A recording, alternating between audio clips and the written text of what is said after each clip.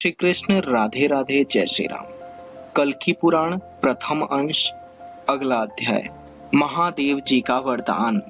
पिछले अध्याय में जब कल्कि जी ने धर्म की व्याख्या करते हुए वार्ता को आगे बढ़ाया, इसके उपरांत धर्ममय भगवान कल्कि जी महिष्मती नगरी के राजा विशाखयूप की सभा में सूर्य के समान शोभा देने लगे। भगवान कल्कि कहते हैं, समय आने पर ब्रह्मांड का नाश होगा, प्रलय होने पर सारे पदार्थ मुझ में मिल जाएंगे।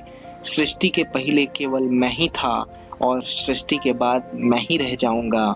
मेरे विराट मूर्ति से वेद मुख भगवान ब्रह्मा जी पैदा हुए और उन ब्रह्मा जी ने मेरे एक अंश, एक हिस्सा जीव और मेरे दूसरे अंश, दूसरा हिस्सा माया प्रकृति को मिलाकर इस जीव जाति को उत्पन्न किया है। इसी तरह मनु आदि प्रजापति और देवतागण पैदा हुए। मेरे ही अंश से यह माया रूपी सृष्टि, जिसमें देवता, मनुष्य, स्थावर, जंगम आदि शामिल हैं, पैदा हुई हैं। मेरे जिस अंश ने इस माया रूपी सृष्टि को बनाया है, जब यह माया रूपी सृष्टि नाश हो जाएगी, तब वह अंश भी जिसने सृष्टि को पैदा किया था मुझ में मिल जाएगा।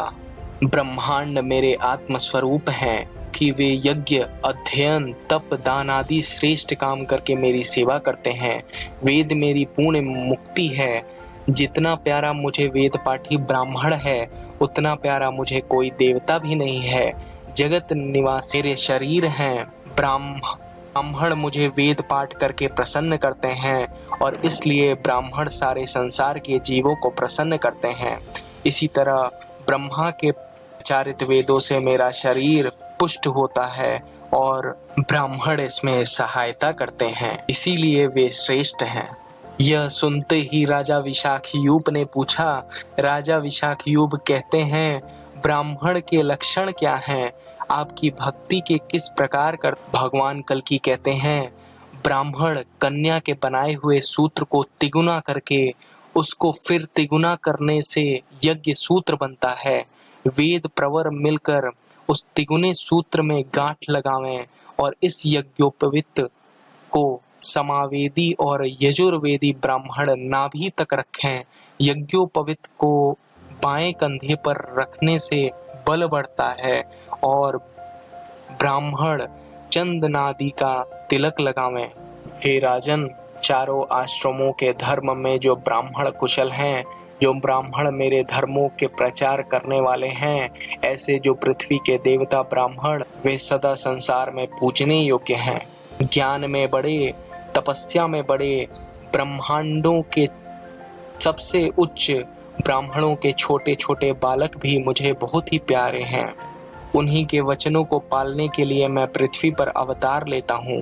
भगवान के ऐसे वचन सुनकर वैष्णवों में श्रेष्ठ राजा विशाखयूप उनको प्रणाम करके चले गए। संध्या होने पर वह तोता वहां आया और भगवान कल्कि की स्तुति कर बैठ गया। उससे भगवान कल्कि जी बोले। भगवान कल्कि जी कहते हैं, आप कहाँ से आए हैं और जहाँ पर भी आप रहते हैं वहाँ आप क्या खाते हैं? तोता बोला, मैं सिंघल द्वीप से आ रहा हूँ। वहाँ मैंने जो विचित्र कौतुक देखा है उसे मैं आपसे कहता हूँ। सिंघल द्वीप के राजा वृहद्रथ की रानी कौमुदी के गर्भ से एक स्त्री सुंदरी कन्या का जन्म हुआ है। सिंघल द्वीप में ब्राह्मण, क्षत्रिय, वैश्य और शूद्र ये चारों वर्ण रहते हैं। राजा वृहद्रथ बड़ा बलवान है और उसने अपनी कन्या का नाम पद्मा रखा है। जिस तरह पार्वती जी महादेव जी के लिए तपस्या किया करती थीं, उसी तरह वह आपके लिए तपस्या किया करती हैं और उसको जगजननी लक्ष्मी जी का अवतार जानकर हर्षपूर्वक महादेव जी पार्वती जी समेत प्रकट हुए। महादेव जी को अपने सामने खड़ा देखकर वह कन्या लज्जा से सिर नीचा करके खड़ी हो गई। तब महादेव जी ने उससे कहा, हे शुभगे, तुम्हारे पति नारायण तुमसे हर्षपूर्वक विवाह करेंगे। जो मनुष्य, देवता या किन्नर तुमसे विवाह करना चाहेगा वह स्त्री हो जाएगा। हे कमले, तुम हर्षपूर्वक अपने घर जाओ और निश्चिंत होकर रहो। हे भगवान, मनवांछित फल पाकर लक्ष्मी जी का अवतार पद्मा शशांक शेखर श्री महादेव जी को प्रणाम कर अपने पिता के घर चली गईं। इस प्रकार महादेव जी का वर नामक यह अध्याय कल्कि पुराण में संपूर्ण हुआ। जय श्री कृष्ण। श्री कृष्ण राधे राधे जय श्री राम। कल्कि पुराण प्रथम अंश अगला अध्याय महादेव जी का वरदान।